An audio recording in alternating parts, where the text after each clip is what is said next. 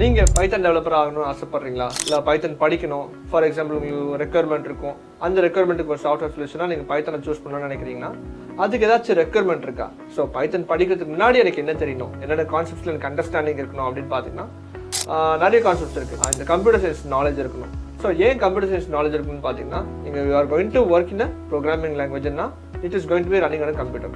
Okay, so அந்த hardware பற்றின ஒரு பேசிக் ஐடியா இருக்கலாம். சிபியூனா என்னது, ரேம்னா என்னது, பிரைமரி செகண்டரி இந்த மாதிரி ஸ்டோரேஜஸ்னால் என்னென்ன அதோட ஒர்க் என்னன்றது தெரிஞ்சு வச்சுருக்கணும். நீங்கள் க்ரியேட் பண்ண போகிற அப்ளிகேஷன், அதாவது இந்த பைத்தனை யூஸ் பண்ணி you are going to work ஆன ப்ராப்ளமாக ரெக்குயர்மெண்ட்ன்றப்போ அது வந்து ஒரு எண்டு ரிசல்ட் தரப்போகுது. அந்த எண்டு ரிசல்ட் எப்படி இருக்கும் அப்படின்றத விஷுவலைஸ் பண்ணி நம்ம பார்த்தா நமக்கு ஒரு கிளியர் கட்டான ஐடியா கிடைக்குன்றனால அந்த விஷுவலைசேஷனுக்கான டெக்னாலஜிஸ் என்னென்னன்றதை நம்ம வந்து தெரிஞ்சு வச்சுக்கிறது நல்லது.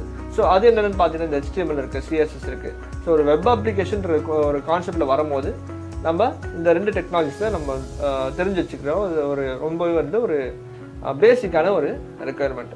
ஓகே, ஸோ இதை தவிர என்னென்ன கான்செப்ட் அண்டர்ஸ்டாண்டிங் இருக்கணும்னா ஒரு ப்ரோக்ராமிங் லாங்குவேஜ்னு வரும்போது ஃபண்டமெண்டல் கான்செப்ட்ஸ், ஒரு லூப் இருக்கும், ஒரு ஃப்ளோ கண்ட்ரோலுக்கான decision making, if elif else, இந்த ஃபார் லூப் வைல் லூப் இதில் பற்றின ஒரு அண்டர்ஸ்டாண்டிங் இருக்கிறது அது ஒரு ரெக்குயர்மெண்ட்டுன்றதை விட அது வந்து ஒரு பெனிஃபிஷியலாக இருக்கும். ஓகே, நீங்கள் எப்படி இருந்தாலும் பைத்தன் நீங்கள் ஸ்டார்ட் பண்ணுறீங்க, நீங்கள் எங்கிட்ட வந்து ஒரு பைத்தன்ற ஒரு ப்ரோக்ராமிங் லாங்குவேஜ் கற்றுக்க போகிறீங்க அப்படின்னா இது எல்லாமே நம்ம கவர் பண்ணுவோம்.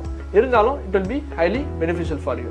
ஓகே, ஸோ இதை தவிர நம்ம என்னென்ன கான்செப்ட் வந்து பைத்தனோட சேர்ந்து படிக்கலாம் அப்படின்னு பார்த்தீங்கன்னா டேட்டாபேஸ் ரிலேட்டட் லாங்குவேஜஸ், MySQL படிக்கலாம்.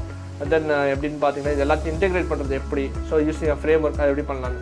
ஸோ நம்மக்கிட்ட வந்து பார்த்தீங்கன்னா வந்து ஸ்டூடெண்ட்ஸ்க்கு வந்து நம்ம எல்லாமே தான் கவர் பண்ணுறோம். ஸோ பைத்தன் வரும்போது நம்ம ஃபுல் ஸ்டாக்காக தான் கவர் பண்ணுறோம்.